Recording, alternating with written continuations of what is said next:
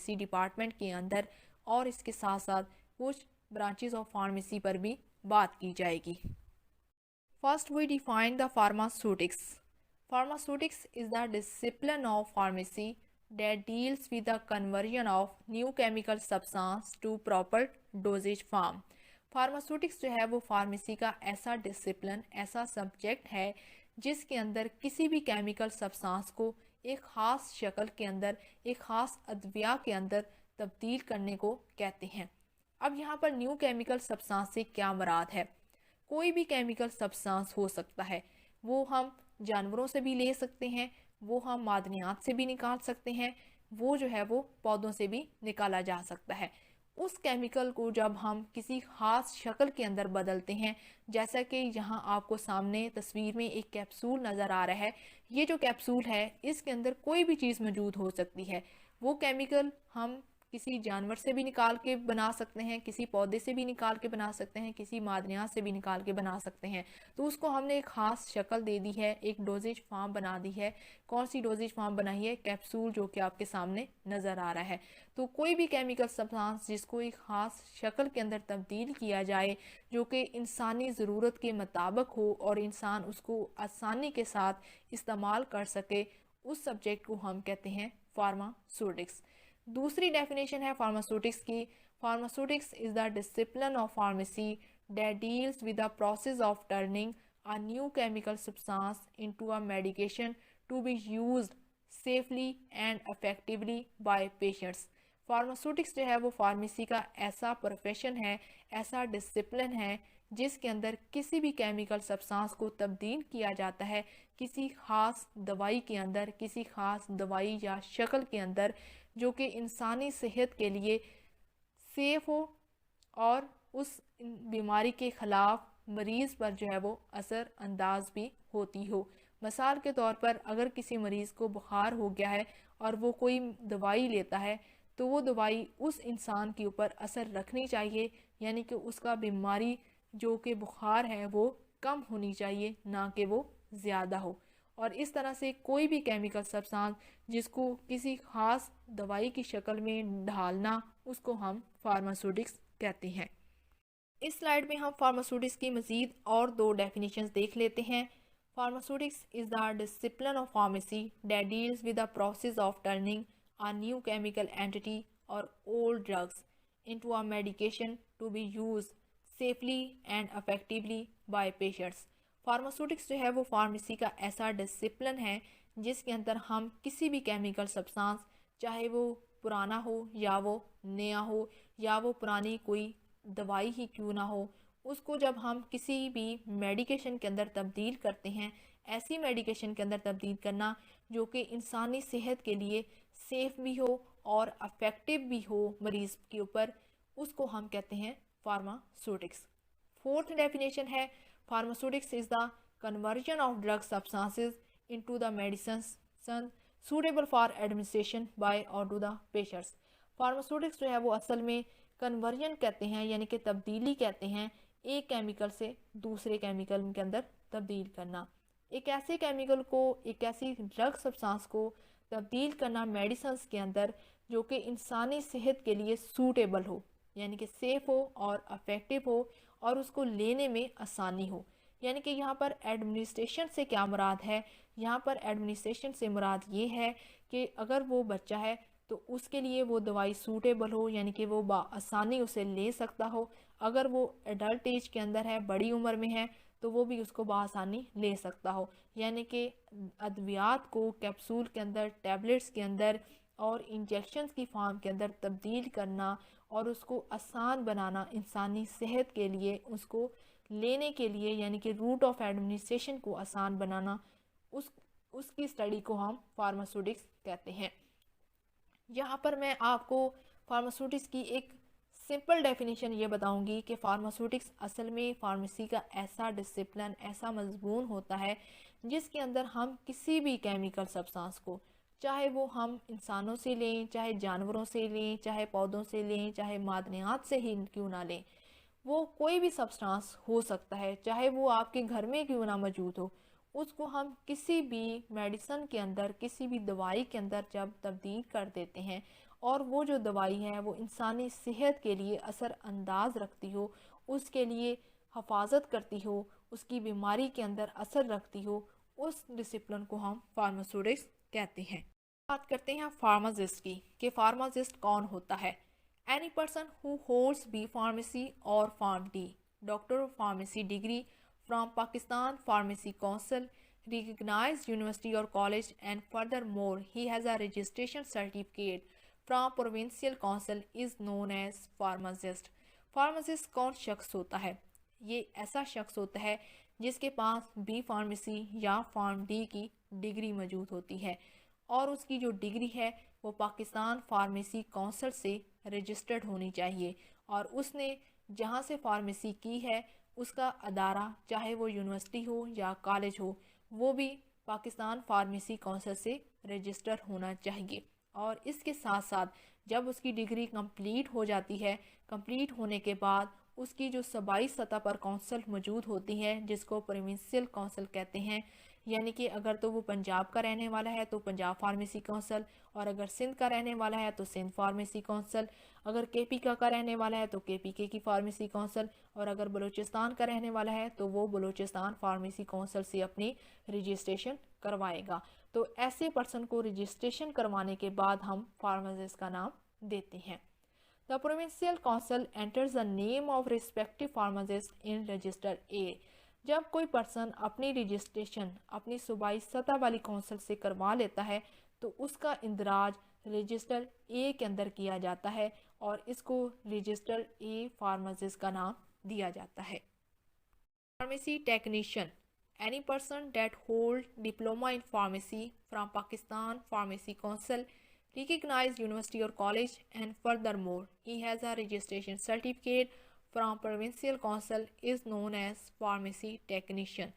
ऐसा पर्सन जिसके पास फार्मेसी का डिप्लोमा होता है, मैट्रिक के बाद 2 साल की डिग्री को हम डिप्लोमा ऑफ फार्मेसी कहते हैं, और वो शख्स ऐसी यूनिवर्सिटी या कॉलेज से करे जो कि पाकिस्तान फार्मेसी काउंसिल से रजिस्टर्ड हो, और इस डिग्री कंप्लीट करने के बाद यानी कि 2 साल की डिग्री कंप्लीट करने के बाद वो अपनी रजिस्ट्रेशन प्रोविंशियल सतह पर, सूबाई सतह पर जो काउंसिल मौजूद होती है उससे करवाएगा। जब वो अपनी रजिस्ट्रेशन उस काउंसिल से करवा लेगा तो ऐसे शख्स को हम फार्मेसी टेक्नीशियन का नाम देंगे। The provincial council enters the name of respective pharmacist in register B.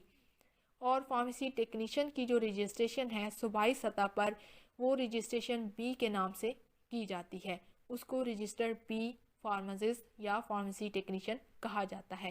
According to pharmacy act 1967, pharmacist means a person who is registered under section 24 in register A और रजिस्टर बी। 1967 के law के मुताबिक pharmacist जो है वो ऐसा शख्स होता है जिसकी रजिस्ट्रेशन कानूनन सेक्शन 24 के तहत रजिस्ट्रेशन ए में की जाती है, और फार्मेसी टेक्नीशियन 1967 के कानूनन के मुताबिक उसकी रजिस्ट्रेशन रजिस्टर बी में की जाती है और इसको फार्मेसी टेक्नीशियन या रजिस्टर कैटेगरी बी का नाम दिया जाता है। Role and responsibilities of pharmacy technician. Pharmacy technician का माशरे के अंदर क्या रोल है और उसकी क्या जिम्मेदारियां होती हैं वो इस स्लाइड में हम समझने की कोशिश करते हैं। A pharmacy technician also sometimes known as pharmaceutical technician is a healthcare worker who performs pharmacy related functions, generally working under the direct supervision of a licensed pharmacist or other healthcare professionals। Pharmacy technician को हम आम तौर पर pharmaceutical technician भी कह सकते हैं। ये एक ऐसा हेल्थ केयर वर्कर होता है, यानी कि सेहत के शोबे से तल्लक रखने में ये एक ऐसा मुलाजम होता है जो कि फार्मेसी से रिलेटेड अपना काम सरंजाम देते हैं, और ये ख़ास तौर पर फार्मासिस्ट की सुपरविज़न के अंदर रहते हुए काम करते हैं, या इसके साथ साथ कोई भी हेल्थ प्रोफेशन, वहाँ वो डॉक्टर हों, फार्मासिस्ट हों, दांतों के डॉक्टर हों, तो उनकी सुपरविज़न के अंदर भी फार्मेसी टेक्नीशियन अपना काम सरंजाम दे सकते हैं। Pharmacy technician work in a variety of locations like community pharmacy. Pharmacy technician जो है वो कई जगह पर भी काम कर सकता है, मसलन कम्युनिटी फार्मेसी में भी, रिटेल फार्मेसी में भी काम कर सकता है, हॉस्पिटल फार्मेसी में भी अपना रोल प्ले कर सकता है। फार्मास्यूटिकल मैन्युफैक्चरर्स और other health care units of government और एनजीओज, वो कोई भी फार्मास्यूटिकल मैन्युफैक्चरिंग यूनिट भी हो सकता है और इसके साथ साथ हेल्थ केयर का कोई भी यूनिट, ख्वाह वो गवर्नमेंट लेवल पर हो या सेमी गवर्नमेंट लेवल पर हो, चाहे वो कोई एनजीओ ही क्यों ना हो, वहाँ पर भी फार्मेसी टेक्नीशियन अपना रोल एंड रिस्पॉन्सिबिलिटीज़ पे कर सकता है। इस स्लाइड के अंदर हम मज़ीद कुछ और रोल एंड रिस्पॉन्सिबिलिटीज़ देख लेते हैं फार्मेसी टेक्नीशियन की। Job duties include dispensing prescription drugs and other medical devices to patients and instructing on their use. Pharmacy technician की एक अहम जिम्मेदारी ये होती है कि वो जितनी भी उसके पास प्रेस्क्रिप्शन यानी कि पर्चियाँ आई हैं उनको डिस्पेंस करना। प्रेस्क्रिप्शन से क्या मुराद होता है? कोई भी मरीज़ जब डॉक्टर के पास जाता है और उसको अपनी बीमारी के बारे में बताता है तो उस सूरत में डॉक्टर उसको पर्ची के ऊपर कुछ दवाइयाँ लिख कर देता है। उस पर्ची को हम प्रेस्क्रिप्शन ड्रग्स का नाम देते हैं। जब वो पर्ची लेकर स्टोर वाले के पास जाता है, फार्मेसी पर जाता है, तो फार्मेसी पर खड़ा हुआ फार्मेसी टेक्नीशियन पर्सन उसको अपनी फार्मेसी से कुछ दवाइयाँ निकाल कर देता है और इस निकाल के देने के अमल को हम डिस्पेंसिंग का नाम देते हैं। वो फार्मेसी टेक्नीशियन ना सिर्फ जो है वो अद्वियात दे सकता है, बल्कि इसके साथ साथ अगर कोई शख्स या कोई मरीज़ उससे किसी भी मेडिकल डिवाइस यानी कि मेडिकल आलात, मिसाल के तौर पर वो आलात जो हैं वो इंजेक्शन भी हो सकता है, सिरिंज भी हो सकती है, वो कॉटन बैंडेजेस भी हो सकते हैं, वो स्टेथोस्कोप भी हो सकती है, यानी कि कोई भी मेडिकल डिवाइस हो सकती है, वो भी मरीज़ को देने का अहल रखता है, यानी कि डिस्पेंस कर सकता है। वो ना सिर्फ उसको डिस्पेंस करने का बल्कि उसका इस्तेमाल कैसे किया जाता है, या दवाई आपने सुबह शाम कितने बजे लेनी है, क्या उसका टाइम होगा, कितने आपने बार लेनी है और किसके साथ लेनी है, ये सारी इंफॉर्मेशन भी दे सकता है।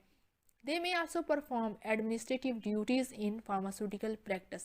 फार्मास्यूटिकल का जो सेक्टर है यानी कि जो दवाइयों का सेक्टर है, इसके अंदर वो एडमिनिस्ट्रेशन ड्यूटीज़ भी दे सकते हैं, जिसके अंदर वो हिसाब किताब और चेक एंड बैलेंस का काम भी कर सकता है, such as reviewing prescription request with doctors office to ensure correct medications are provided and payment is received, जिसके अंदर फार्मेसी टेक्नीशियन तमाम तरह की जो प्रेस्क्रिप्शन उसके पास इकट्ठी हुई हैं डॉक्टर के पास, उन सबको रिव्यू करेगा, यानी कि चेक करेगा कि हर मरीज़ की जो दवाई है वो सही से लिखी हुई है उसकी उम्र के हिसाब से या नहीं, और इसके साथ साथ उसकी जो डायग्नोसिस की गई है, जो उसकी बीमारी तशखीस हुई है, क्या उसकी दवाइयाँ उसके मुताबिक हैं या नहीं है, इन सब को वो रिव्यू करेगा।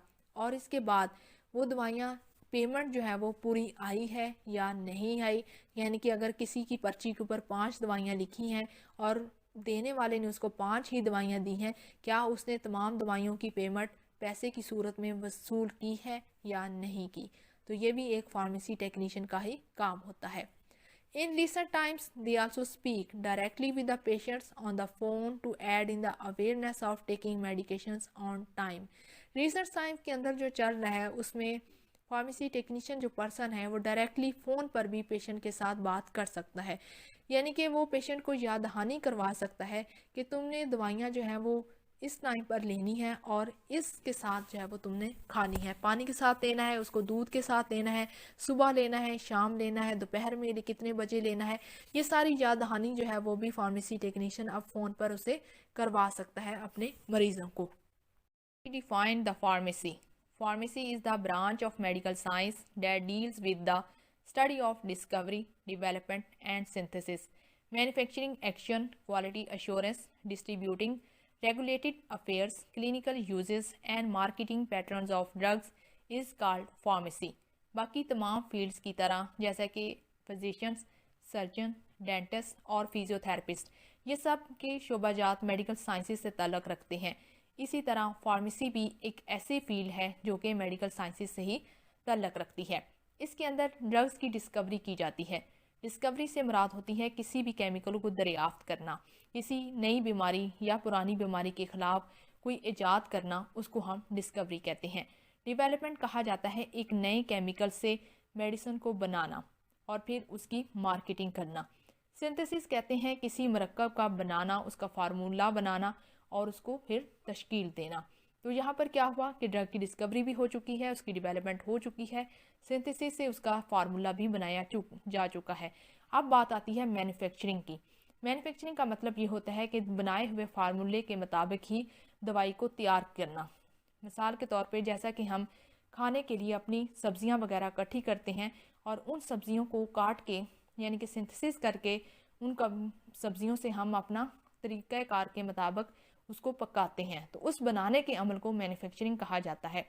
क्वालिटी अश्योरेंस, इससे मुराद ये होती है कि आपने जो है वो तमाम चीज़ों का ख्याल रखना है कि आया जो केमिकल है वो हमारी क्वालिटी के मुताबिक है या नहीं है। जो सामान हम दवाई बनाने के लिए यूज़ कर रहे हैं, जो केमिकल्स यूज़ किए जा रहे हैं, जो आलात यूज़ किए जा रहे हैं, क्या वो क्वालिटी अश्योरेंस हैं या नहीं है।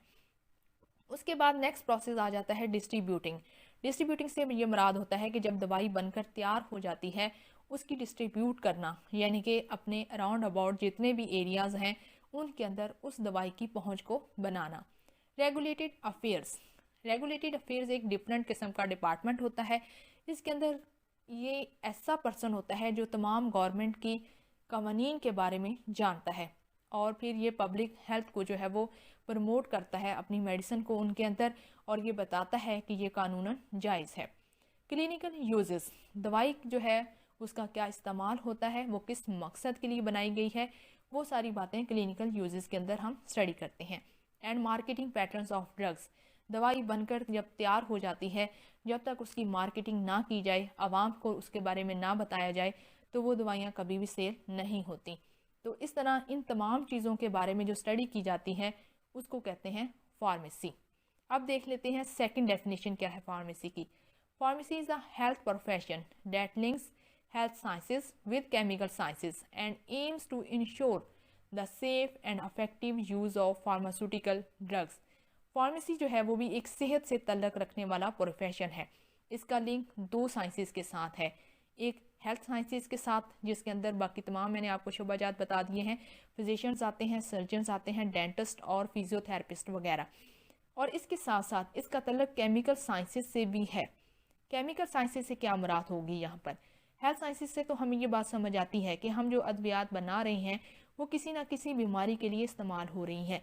अब केमिकल साइंसेज से क्या मुराद है? केमिकल साइंसेज से यहाँ पर ये मुराद है कि जो केमिकल हमने बनाया है, जो दरियाफ्त किया है, जिस फार्मूले से हमने वो दवाई बनाई है, तो इस तरह से उसकी केमिकल जो है वो हमें पता होना चाहिए, उसका स्ट्रक्चर हमें पता होना चाहिए कि आया वो जो केमिकल है हमारी सेहत के लिए इस्तेमाल शुदा है या फ़ायदेमंद है या वो नहीं है। ये सारी बातें जो है वो हम केमिकल साइंसेज से ही सीखते हैं। तो इस तरह से ये बात क्लियर हो गई कि फार्मेसी एक ऐसा प्रोफेशन है, एक ऐसा शोबा है जिसका ताल्लुक हेल्थ साइंसेज से भी है और केमिकल साइंसेज से भी है, and aims to ensure the safe and effective use of pharmaceutical drugs. हम जो दवाइयाँ बनाते हैं फार्मास्यूटिकल कंपनीज़ के अंदर जो दवाइयाँ बनाई जाती हैं वो इंसानी सेहत के लिए सेफ़ होनी चाहिए, महफूज होनी चाहिए और वो असरअंदाज रखती हों उस बीमारी के ख़िलाफ़। अब देखते हैं तीसरी डेफिनेशन क्या है फार्मेसी की। Pharmacy is a profession dedicated for the appropriate use of medication, devices and services to achieve optimal therapeutic outcomes. Pharmacy एक ऐसा प्रोफेशन, एक ऐसा शोबा है जिसके अंदर अद्वियात की जो है वो इस्तेमाल के बारे में बताया जाता है कि अगर बच्चा है तो उसको कितनी दवाई लेनी है, अगर बड़ी उम्र का है तो उसने कैसे दवाई का इस्तेमाल करना है, और फिर उसके साथ साथ जो डिवाइसेस हैं, मिसाल के तौर पे जैसे इंजेक्शन एक डिवाइस है, इसके साथ साथ जो है वो रेंज एक डिवाइस है, थर्मामीटर एक डिवाइस है, इनका इस्तेमाल कैसे करना है वो भी फार्मेसी के अंदर ही स्टडी किया जाता है। और फिर इन तमाम का जो है वो आउटकम देखना कि सबसे ज़्यादा जो है वो हमें किस चीज़ का बेनिफिट हो रहा है, कि आया जो दवाई बनी है उसका कोई इफेक्ट है या नहीं है। ये सारी बातें डिस्कस की जाती हैं और स्टडी की जाती हैं फार्मेसी के अंदर। Now we see the types of pharmacies. There are different specialities of pharmacies as following: hospital pharmacy, clinical pharmacy, community pharmacy, industrial pharmacy, forensic pharmacy, compounding pharmacy, military pharmacy, veterinary pharmacy, online pharmacy, pharmaceutical marketing and management, nuclear pharmacy और dispensing pharmacy. इस video के अंदर हम कुछ जो है वो pharmacies की टाइप्स को डिस्कस करेंगे, बाकी जो है वो नेक्स्ट वीडियो के अंदर डिटेल में स्टडी की जाएंगी। First branch of pharmacy is a hospital pharmacy. Hospital is an institute where ill patients are treated. अस्पताल एक ऐसी जगह, एक ऐसा अदारा होता है जहाँ पर बीमार लोग अपना इलाज करवाने के लिए आते हैं। The hospital pharmacy is the department और institution of any hospital where the pharmacy practice has been done. अस्पताल की जो फार्मेसी होती है वो एक ऐसा डिपार्टमेंट, एक ऐसी जगह, एक ऐसा अदारा होता है अस्पताल के अंदर जहाँ पर सिर्फ और सिर्फ अद्वियात की प्रैक्टिस जो है वो की जाती है। Hospital pharmacy is a department और service in a hospital responsible for the supply of medications to hospital wards as well as ambulatory patients। Hospital pharmacy एक ऐसा डिपार्टमेंट, एक ऐसी सर्विस होती है किसी भी अस्पताल के अंदर जो कि ये जिम्मेदारी रखती है कि वो तमाम अद्वियात की सप्लाई को अस्पताल के अंदर यकीनी बनाए। कहाँ तक यकीन बनाना है? हॉस्पिटल की वार्ड्स के अंदर। हॉस्पिटल वार्ड से क्या मुराद होती है? ऐसे लोग जिनकी बीमारी काफ़ी लंबे अरसे तक चलती है, उनको ज़्यादा देर इलाज मुआवजे की ज़रूरत होती है, तो उनका जो है वो एक वार्ड उनको मुख्तसर की जाती है कि आप यहाँ पर रहकर अपना इलाज कुछ दिन के लिए करवा लें। मिसाल के तौर पर गायनी की वार्ड, मेडिसिन की वार्ड, सर्जरी की वार्ड, इसके साथ साथ चिल्ड्रन की वार्ड। तो ये क्या होती हैं? ये अस्पताल के अंदर कुछ वार्ड्स बनाई जाती हैं। यहाँ तक हॉस्पिटल के पर्सन को, फार्मेसी टेक्नीशियन या फार्मासिस्ट को अस्पताल की वार्ड्स तक अद्वियात की सप्लाई करना उसकी जिम्मेदारी में आता है। As well as ambulatory patients, ऐसे मरीज़ जो कि वार्ड से अपना इलाज करवा चुके होते हैं और उनको वहाँ से डिस्चार्ज कर दिया जाता है, लेकिन उनको ये कहा जाता है कि आपने 1 हफ्ते के बाद, 2 हफ्ते के बाद आपने दोबारा अस्पताल को विज़िट करना है और उसके बाद आपने यहाँ से चेकअप रेगुलरली करवाना है। तो ऐसे मरीज़ों को भी अद्वियात मुहैया करना हॉस्पिटल फार्मेसी और हॉस्पिटल फार्मासिस्ट का ही काम होता है। The pharmacist working in a hospital pharmacy is known as hospital pharmacist. ऐसा पर्सन, ऐसा फार्मासिस्ट जो कि अस्पताल के अंदर जॉब करता है, स्पेशली अस्पताल की फार्मेसी में जो जॉब करता है, उसको हॉस्पिटल फार्मासिस्ट का नाम दिया जाता है। Studies the aims and objectives of hospital pharmacy. First is to provide quality assurance for manufactured, assembled and purchased pharmaceuticals. Hospital pharmacy ऐसे ही कंपनी से दवाइयाँ खरीदे जो कि क्वालिटी एश्योरेंस रखती हों, क्वालिटी एश्योरेंस के मुताबिक अपनी अद्वियात बनाती हों। असेंबल्ड, उनका लिस्ट बनाना, उनको जमा करना, एंड परचेज फार्मास्यूटिकल, और फिर उन कंपनी से दवाइयों को ख़रीदना। ये सारा काम होता है हॉस्पिटल फार्मेसी का ही। Second is to purchase and supply drugs for inpatients, outpatients and hospital employees for clinical drug trial। दवाइयाँ खरीदने के बाद अस्पताल की फार्मेसी किन लोगों को दवाइयाँ दे सकती है, किन लोगों को दवाइयाँ देने का हक रखती है? First is the inpatients. Inpatients ऐसे मरीज़ों को कहा जाता है जो कि वार्ड्स के अंदर दाखिल होते हैं। आउट पेशेंट्स ऐसे मरीज़ जो कि एक टाइम के लिए अस्पताल आते हैं, डॉक्टर को अपना मसला बताते हैं और डॉक्टर उसको स्लिप के ऊपर, अस्पताल की पर्ची के ऊपर दवाई लिख देता है और फिर वो पेशेंट अस्पताल की ओपीडी वाली फार्मेसी से दवाई को ख़रीद लेता है और वापस अपने घर चला जाता है। उसको कहते हैं आउट पेशेंट्स। हॉस्पिटल एम्प्लॉयज़, ऐसे लोग जो कि अस्पताल का अमला होते हैं, अस्पताल का काम कर रहे होते हैं, अस्पताल के अंदर अपनी ड्यूटीज़ सर अंजाम दे रहे होते हैं।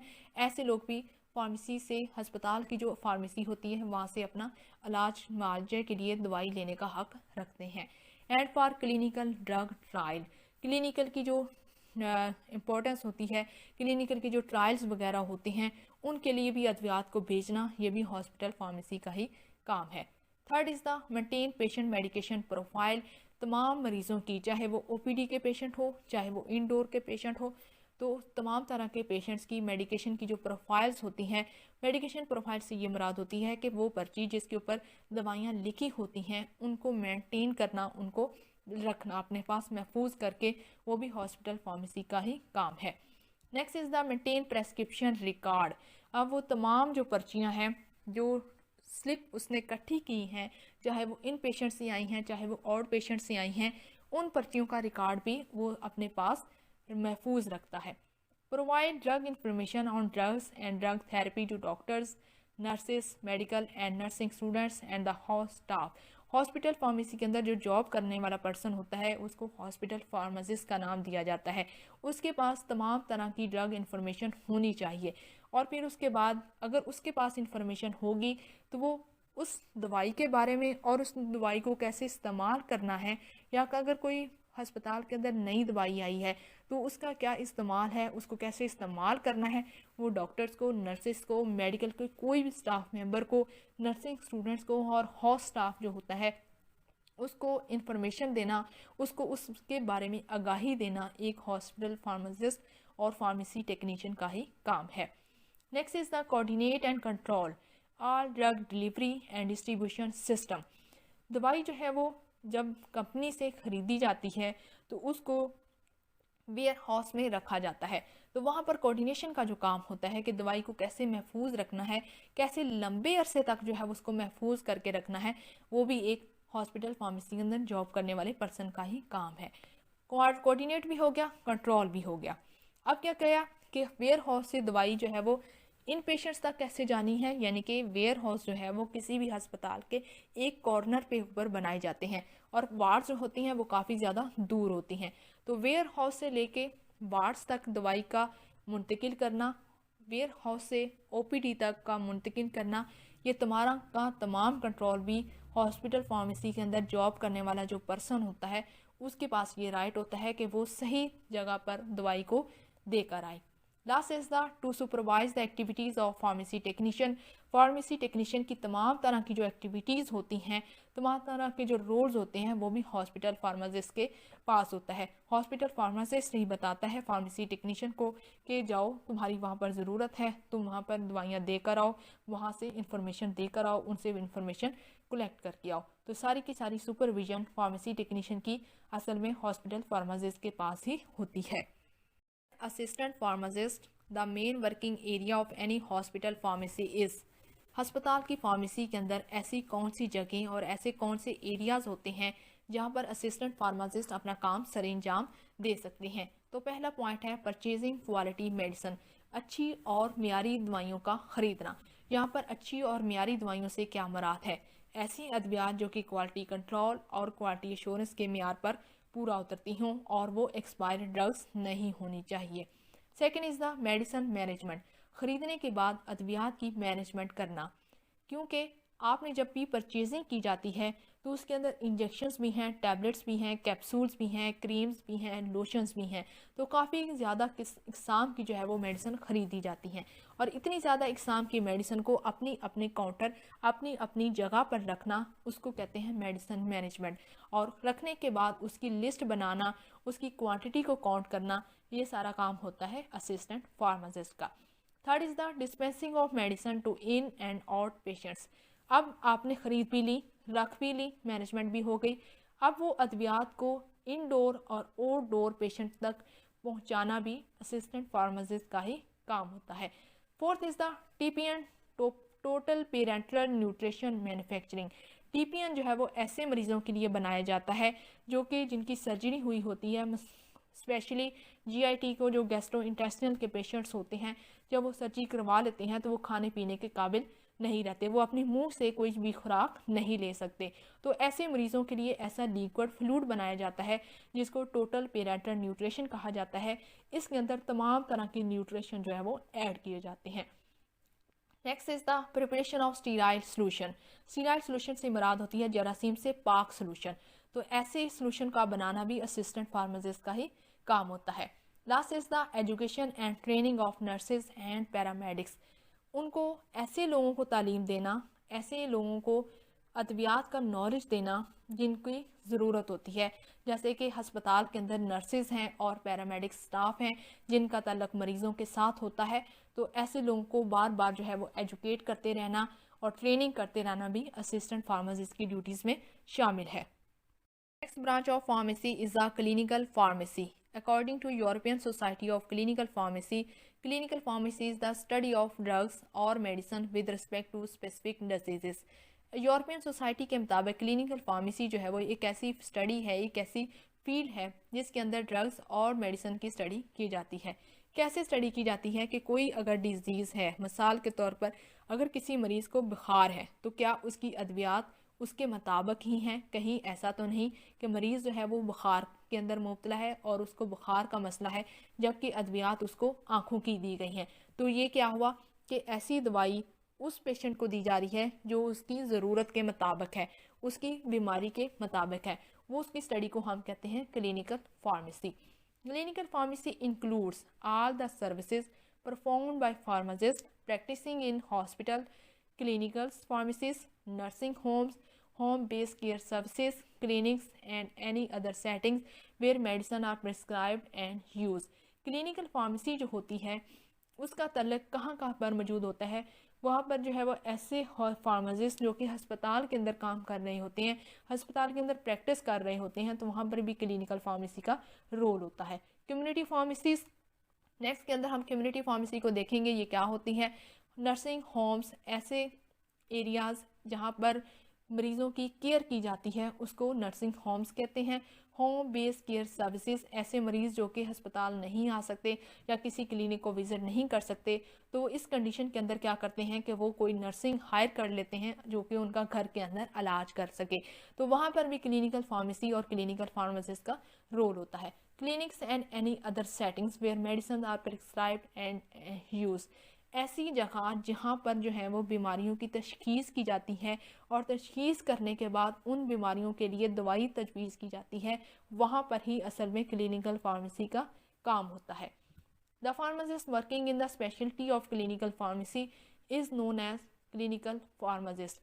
ऐसा फार्मासिस्ट जो कि क्लिनिकल फार्मेसी के लिए बनाया गया होता है, क्लिनिकल फार्मेसी में रह के अपना काम सर अंजाम दे रहा होता है या वो ऐसी ड्यूटीज़ दे रहा होता है जो कि क्लिनिकल से रिलेटेड होती हैं, तो उस पर्सन को हम क्लिनिकल फार्मासिस्ट कहते हैं। Responsibilities of clinical pharmacist, clinical pharmacist की क्या जिम्मेदारियां होती हैं वो इस स्लाइड में हम देखेंगे। First is the medication review in comparison with the diagnosis, मरीज़ को जो बीमारी तशखीस की गई है आया उसकी अद्वियात भी उसकी बीमारी के लिए हैं या नहीं है। मिसाल के तौर पर अगर कोई मरीज़ जो है वो आँख की सर्जरी करवाता है तो उसकी अद्वियात भी आँख वाली होनी चाहिए, लेकिन कहीं ऐसा तो नहीं कि उसकी पर्ची के ऊपर कान की दवाइयाँ या कोई स्किन की जिल्द की दवाइयाँ लिखी गई हैं तो वो पर्ची गलत होगी। तो इस तरह से उस चीज़ का कंपेयर करना कि जो मरीज़ की बीमारी है उसकी अद्वियात भी उस बीमारी के लिए हैं या नहीं है, ये एक क्लिनिकल फार्मासिस्ट का रोल है। Study about drug interaction for specific prescription, अब उसकी पर्ची के ऊपर जितनी अद्वियात लिखी गई हैं कहीं ऐसा तो नहीं उन अद्वियात का आपस में कोई इंट्रैक्शन तो नहीं हो रहा, कहीं ऐसा तो नहीं कि अगर मरीज़ 2 दवाइयाँ एक साथ ले रहा है और वो जाके उसका कोई साइड इफ़ेक्ट या कोई नुकसान तो नहीं हो रहा। इस चीज़ के बारे में जांचना भी क्लिनिकल फार्मासिस्ट का ही काम होता है। Third is the drug adverse reaction profiling, अगर कोई मरीज़ गलती से कोई ऐसी अद्वियात ले लेता है जो कि एक्सपायर मेडिसिन होती हैं या वो 2 अद्वियात जिनको एक साथ नहीं लेना था लेकिन वो ले लेता है, तो उसके बरअक्स जो है वो एक रिज़ल्ट नमूदार होता है जिसको कहते हैं एडवर्स रिएक्शन, जो कि काफ़ी नुकसानदेह होता है। तो ऐसे नुकसानदेह रिएक्शन की जो है वो प्रोफाइल बनाना और रजिस्टर्ड के अंदर बनाना, उसको भी ये एक क्लिनिकल फार्मासिस्ट की ही जिम्मेदारी होती है।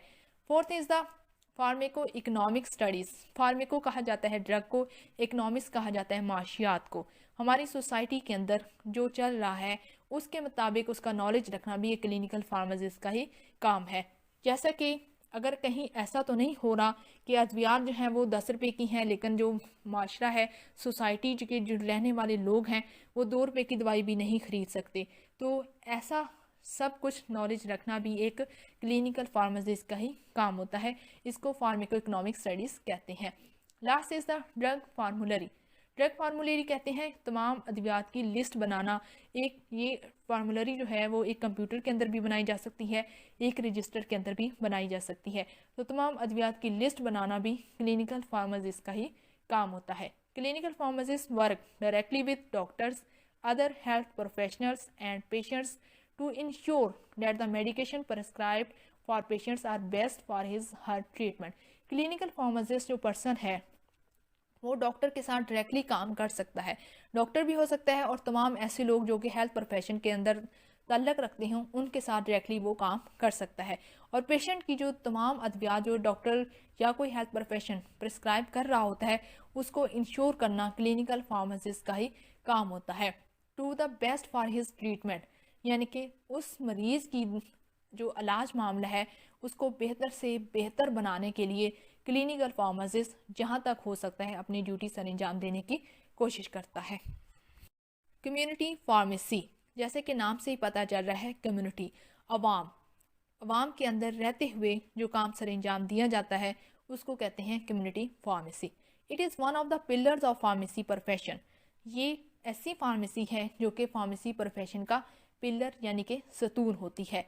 In this speciality we provide the pharmaceutical services at community level. ये एक ऐसी स्पेशल किस्म की फार्मेसी होती है जिसके अंदर अद्वियात जो है वो कम्युनिटी लेवल के अंदर रहते हुए आवाम के अंदर रहते हुए दिए जाते हैं। The fundamental duties and goal of any community pharmacies are, कुछ ऐसी ड्यूटीज़ और गोल्स होते हैं कम्युनिटी फार्मेसी के जिनको हम इस स्लाइड में देखेंगे। पहला गोल क्या है? To provide quality medicine to general public. आम आवाम को एक अच्छी अद्वियात मुहैया करना कम्युनिटी फार्मेसी का ही काम है।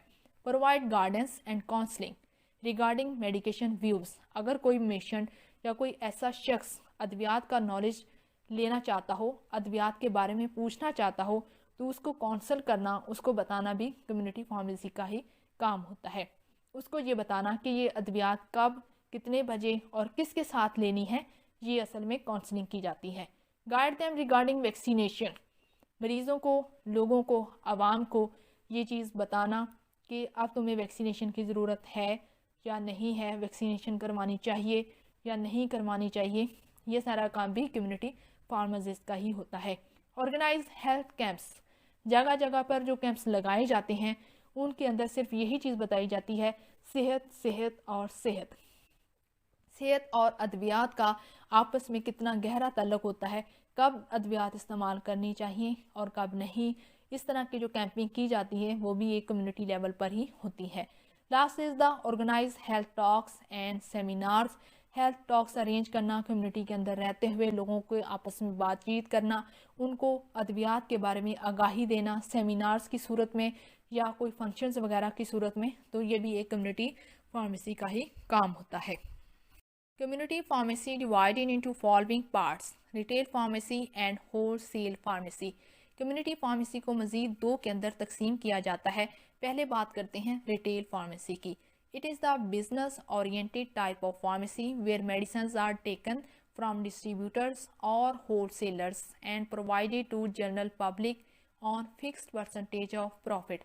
रिटेल फार्मेसी असल में एक प्राइवेट बिजनेस ओरिएंटेड टाइप होती है जिसके अंदर अद्वियात जो है वो किसी डिस्ट्रीब्यूटर या होलसेलर से ख़रीदी जाती हैं। रिटेल फार्मेसी का ताल्लुक जो है वो डायरेक्ट फार्मास्यूटिकल कंपनीज के साथ नहीं होता। ये अपनी अद्वियात उस इलाके के डिस्ट्रीब्यूटर और उस इलाके के होलसेलर से ख़रीदते हैं और फिर उसके बाद प्रॉफिट की बेस पर उन अद्वियात को आम आवाम के अंदर जो है वो सेल कर देते हैं। तो ये इसको कहा जाता है retail pharmacy. Second type is the wholesale pharmacy. It is a business-oriented type of pharmacy where the medicines are taken from manufacturer or distributor and provided to the medical stores, pharmacies and hospitals in bulk on fixed percentage of profit. Wholesale pharmacy, जैसे कि आपको नाम से ही पता चल रहा है, ये भी एक private business oriented type pharmacy होती है। इसके अंदर क्या होता है कि मेडिसिन जो है वो डायरेक्ट ख़रीदी जाती हैं। कहाँ से? फार्मास्यूटिकल कंपनी से, जो कंपनियां दवाइयां बनाती हैं उनसे डायरेक्ट ख़रीदते हैं। दूसरा क्या है? डिस्ट्रीब्यूटर्स, ऐसी कंपनीज जो कि मुल्क के अंदर दवाइयां नहीं बना रही होती और उन अद्वियात को किसी और मुल्क से ख़रीदा जाता है, उनको कहते हैं डिस्ट्रीब्यूटर्स। यानी कि ऐसा एरिया जो कि आपके एरिया के अंदर, आपकी सिटी के अंदर वाली मेडिसिन कंपनी नहीं बना रही, लेकिन वो कंपनी आप किसी दूसरे मुल्क से या किसी दूसरे शहर से ख़रीद रहे हैं, तो वो बेचने वाले पर्सन को हम कहते हैं डिस्ट्रीब्यूटर्स। तो ऐसे लोगों से जो है वो आप मेडिसिन ख़रीद सकता है होलसेल पर्सन, डायरेक्ट कंपनी से भी और डायरेक्ट डिस्ट्रीब्यूटर से। फिर वो किसको मुहैया करता है ख़रीदने के बाद? वो डायरेक्ट मेडिकल स्टोर्स को, मेडिकल फार्मेसीज़ को और हस्पतालों को ज़्यादा से ज़्यादा तादाद के अंदर। ऐसा नहीं है कि 5 जो है वो दवाइयाँ, 5 जो है वो पैकेट ख़रीद के 5 ही वो आगे सेल कर रहे हैं, नहीं, वो बल्क अमाउंट के अंदर खरीदेगा, यानी कि ज़्यादा से ज़्यादा अमाउंट के अंदर वो दवाइयों को खरीदेगा और उस ज़्यादा अमाउंट के अंदर वो अस्पतालों और मेडिकल स्टोरों को सेल करेगा अपनी उसमें से प्रॉफिट निकाल के।